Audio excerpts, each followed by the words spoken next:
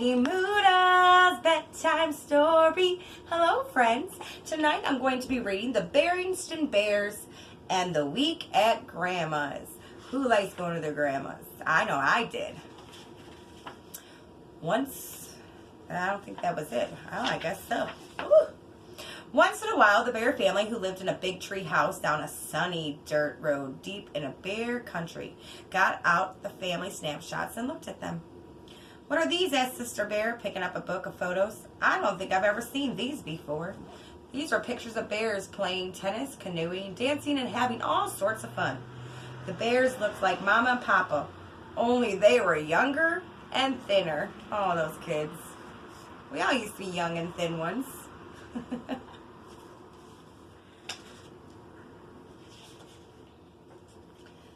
"There are pictures of Papa and me on our honeymoon," said Mama with a smile. "At Grizzly Mountain Lodge," said Papa. "We had a wonderful time." "What's a honeymoon?" asked Brother. "A honeymoon is a special trip couples take when they get married," explained Mama. "Getting married is a very special happening, and celebrating with a trip is an old custom." "As a matter of fact," said Papa, "we've decided to go on a second honeymoon. We're going back to the same place and play tennis, go canoeing, and have fun. It will be lovely," said Mama.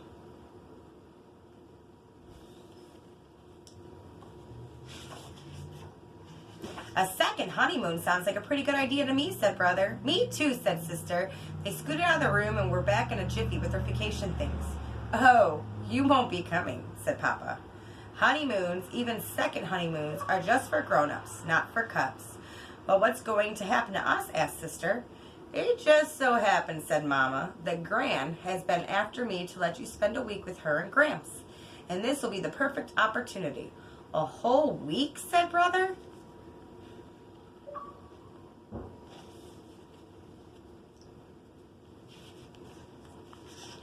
"But we've never stayed with anybody that long," said Sister. "Well," said Papa, taking a few practice swings with his tennis racket, "there's got to be a first time for everything."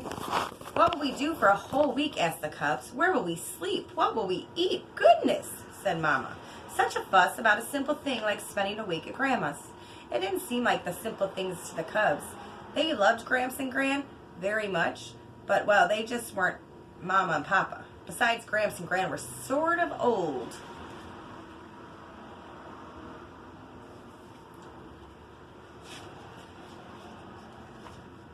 "What are you taking with you?" Sister asked Brother when it was time to pack. "I'm taking 2 books, my Jacks and my Teddy, of course.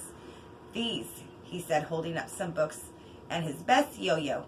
Papa put their suitcases in the car trunk last, so that when they got to Gran's, unloading was as easy as 1, 2, 3.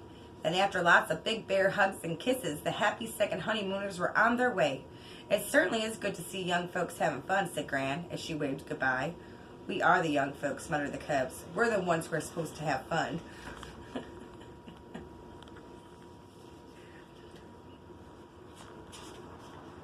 "I'm sure you're hungry after your ride," said Gran, when they went in. "How about some special honey nut cookies and milk?" "No, thanks, Gran," said Sister. "I'm not hungry right now." "Hey, these are really good," said Brother. Sister sneaked a taste. They were good, but, well, they just weren't Mama's. "Now let's go up to your room so you can get settled," said Gramps. The cubs reached for their bags, and before you could say Grizzly Gramps, they were gathered up, bags and all, and carried up the steep stairs. Gramps certainly was strong for someone so old.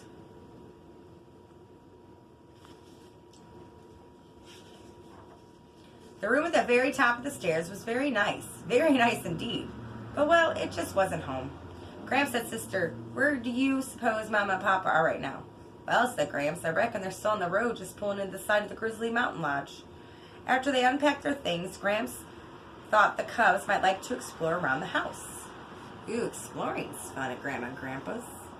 They've got so many old things." Well, it wasn't a home. It was an interesting house. There was the attic crowded with all sorts of interesting things. Gran's kitchen was yummy in taste and smells. And Grandpa's den, well, Grandpa knew how to build a ship in a bottle. When the cubs asked him how it was done, he just smiled.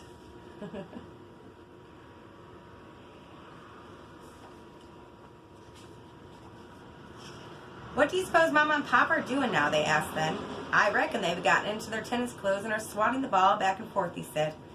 Over the next few days, Brother and Sister found lots to do.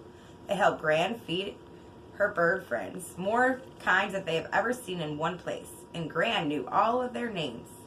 They helped Gramps cut and smooth twigs for a new ship in a bottle. It turned out that he had built them outside the bottle and then slid them in. It was pretty tricky. That seems really cool. They went fishing in a special place Gramps knew about. Well, said Gramps, as they returned with a fine catch, I reckon that your mom and pop are out canoeing right now. I certainly hope they're having fun, said Sister, because we sure are. Better get these chairs in, said Gramps after a fine fish fry. It's gonna rain tomorrow. How do you know? Asked Brother. I could feel it in my bones, answered Gramps.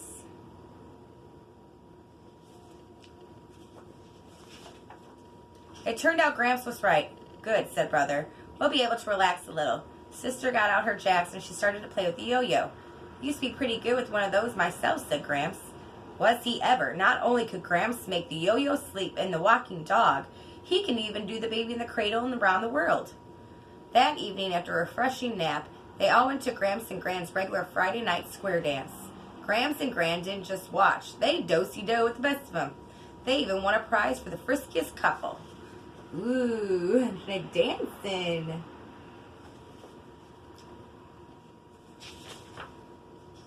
Goodness, said Sister in the morning. This week really flew by. And we learned so much, added Brother, practicing baby in the cradle. Gramps and Gran, how can you come to know so much? Asked Sister. So many things. Why, you can even feel the weather in your bones. That's one of the good things about being an older person, said Gramps, smiling. You learn something every day. So by the time you're old enough to be grandparents, you know quite a lot.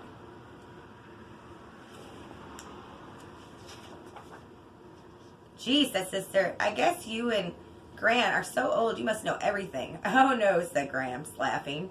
You never stop learning. Why, just this week we learned something very special. We learned how absolutely wonderful it is to be grandparents and have lovely grand cubs. Then Gramps and Gran swept their grand cubs up in a big hug. The next thing they knew, a familiar beep beep was heard.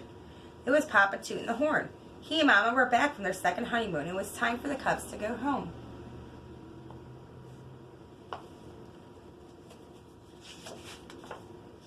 After saying goodbye and thank yous, the Bear family piled into the car and headed home. No sooner were they on their way from Brother and Sister, were bubbling over with the fun and excitement of their week at Grandma's. Well, said Papa, sounds like you had a pretty good time. Oh, we did, said Sister. Papa, sometime you might want to go on a third honeymoon. That way we can spend another week at Grandma's.